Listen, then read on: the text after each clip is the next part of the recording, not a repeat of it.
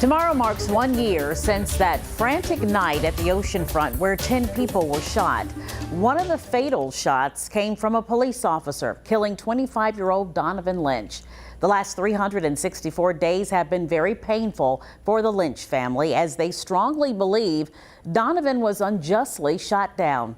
I spoke exclusively to Donovan's father, Wayne Lynch.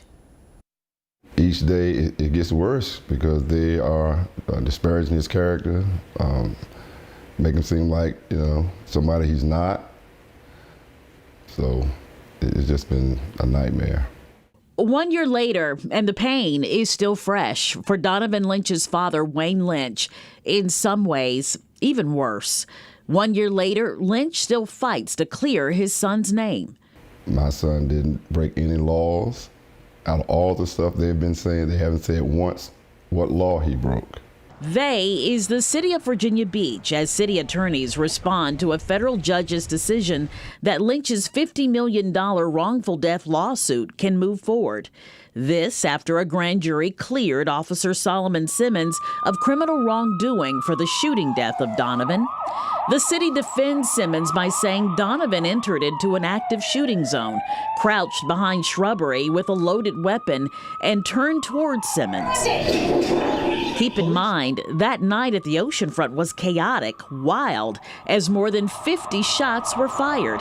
The Lynch family says Donovan was trying to protect himself. He had a licensed, registered firearm for his company, which is a security company. Right. He was trained and registered.